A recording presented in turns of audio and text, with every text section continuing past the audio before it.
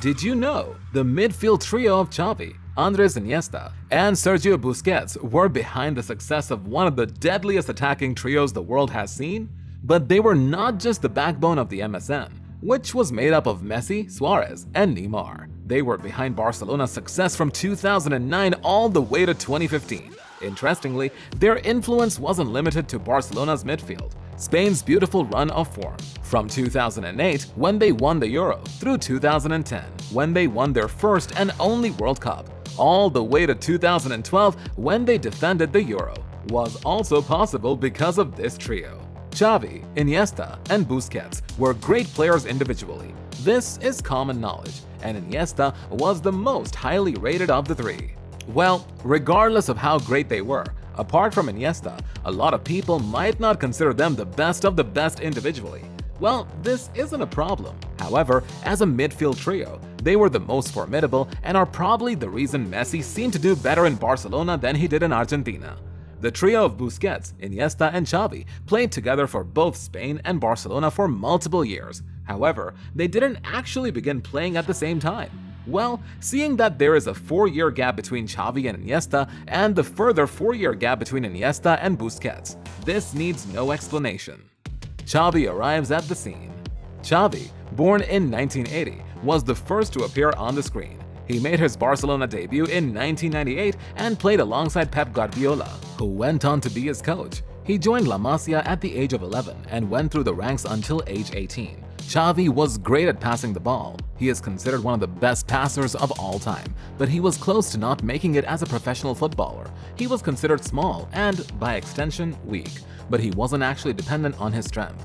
That's not all. He didn't have pace on his side. However, he had something that every team needed. He had control, and with this, he could determine the pace of the game. He could calm things down when his team was under a lot of pressure and increase the tempo of the game when the opponents felt relaxed. Although Xavi made his Barcelona debut quite early, he wasn't going to be a truly important player in Barcelona for many years. And it might be easy to think his debut came early because he was exceptional, but that's far from the truth. He began enjoying playing time quite early because Pep was aging and was beginning to deal with lots of injury problems. Xavi was good for a long time but truly became great when Pep showed up as Barcelona's manager. From how much he did in the Barcelona midfield, Xavi was obviously world-class. But not many people could see this. For some reason, it appeared even the Barcelona board wasn't sure of how much he brought to the table, as they wanted to let him go in 2008. However, he didn't leave Barcelona because Pep, who was taking over, believed in him and wanted him to stay. But Pep Guardiola didn't start believing in Xavi when he became Barcelona's coach. He believed in him when they were both players. Xavi was an upcoming player, while Pep was the captain of the Barcelona team. Pep even went as far as saying, "You will retire me, but this kid will retire us both." These words meant Pep believed in Xavi and knew he was going to become an important player in the Barcelona midfield, and the kid he was referring to was Andres Iniesta. Andres Iniesta.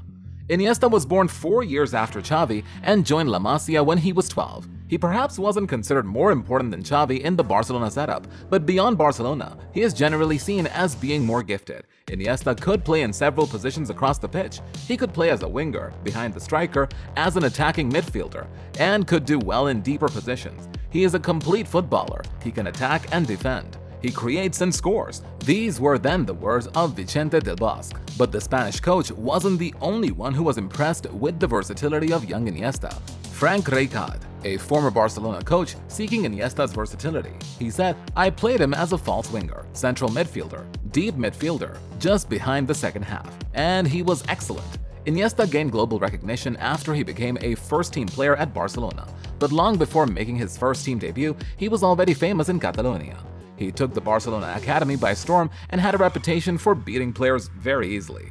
The world wasn't able to see what Iniesta brought to the table after he made his Barcelona debut in 2002, and due to the fact that he could play several positions, he enjoyed a lot of playtime. Although this was beautiful, he never really played in the same position consistently. He simply moved around based on the needs of the team. The Xavi-Iniesta combo. Long before Busquets came to the scene, Xavi and Iniesta were an efficient duo, but that was just it. They weren't deadly.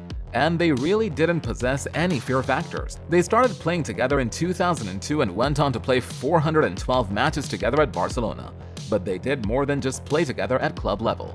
They represented Spain together 73 times. Iniesta and Xavi were good on their own, but what truly made them special was their partnership. Under Frank Rijkaard, they rarely played together, and in the 2005-2006 season that saw Barcelona win the Champions League, they played together just twice in the Champions League. So the idea in Barcelona was that it was either Xavi or Iniesta, but this changed when Pep took over. He insisted they both had to be in the starting lineup. Although this was him trying something new, it turned out to be great. It wasn't a masterpiece just yet, but these two guys playing together brought out the best in them. And just like you can bring out the best in this video by hitting the like and share buttons, also kindly subscribe to this channel to see more videos like this. Iniesta was a great dribbler and Xavi was a good passer, and for a while they formed a good and deadly pair, but they were just getting started. They were about to become masterpiece, and they didn't have to wait so long before the most humble of the trio came on board. The final piece. Sergio Busquets did not join La Masia as early as Xavi and Iniesta. He joined when he was 16 and didn't quite seem like he would go on to become very big. He didn't play so often because other players weren't much better than him, but that didn't seem like a problem. He just kept on putting in the work and getting better. Since Busquets wasn't quite exceptional in the eyes of many, his progress was slow until Pep came on the scene. Although Pep didn't take over as Barcelona's coach, he was in charge of the Barcelona B team. So, he promoted Busquets to the B team. Interestingly, he didn't stop at this. He went on to bring him into the first team when he became Barcelona's manager. As much as Busquets didn't seem like a big deal initially, he actually brought a lot to the table. He was just a youngster, but had to battle the likes of Yaya Touré and Keita for his place in the Barcelona midfield. Well, this battle didn't last long, as in about a year, he converted the pivot position to his. Speaking of Busquets, Pep said, "I was a lucky guy." I would not say it was easy because in the position he started to play, he won that position in front of Yaya Touré. That's why Touré came here to play. In the end, it was not complicated because we were together the year before in the 4th division on the second team. We knew what he could do, and after that, it belongs to him. What he has done in his career is because he is so clever and so good. He has to be so proud. Playing 500 games at Barcelona is not easy. Hopefully, he can play for many, many more years. But he is not a teenager anymore. Pep was not the only manager that placed Busquets on a pedestal. Luis Enrique was another. Busquets is a unique player, the most comprehensive out there, and, for me, the best midfielder in the world. He's essential for us, not only for his intelligence, but because he can play in different positions. When he plays as a pivot, the team wins in an attacking sense and is solid defensively. He's key, and I try to give him a break whenever I can. The trio of a lifetime. Finally, Xavi, Iniesta, and Busquets were going to play together. This almost never happened, as 2008 was not a great year for Barcelona. Madrid was on fire, but nothing happened for Barcelona. There were problems, and many people considered Xavi one of the problems. Although people outside Barcelona did not know this, things were so bad that he was going to leave. He spoke to his agent, who in turn told him about Bayern Munich being interested. Well, leaving Barcelona would have probably been the worst decision of his life, and he is glad he listened to Pep, who told him to stay. The midfield trio of Xavi, Busquets, and Iniesta was complete, and it was time to dominate Europe. Not many people knew what to expect from Barcelona until they played against Manchester United in the Champions League final.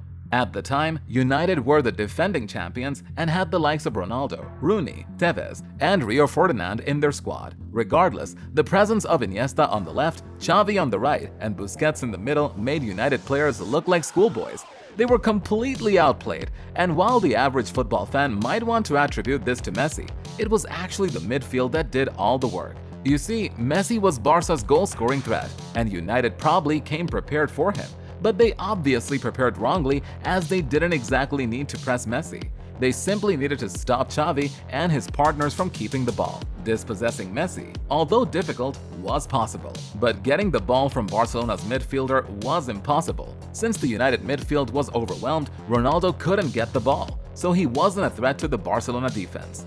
United was left chasing shadows, and the world probably thought things couldn't get any worse. But that wasn't the case. Barcelona dominated the Champions League the next year and totally outplayed Inter Milan in the semi-final.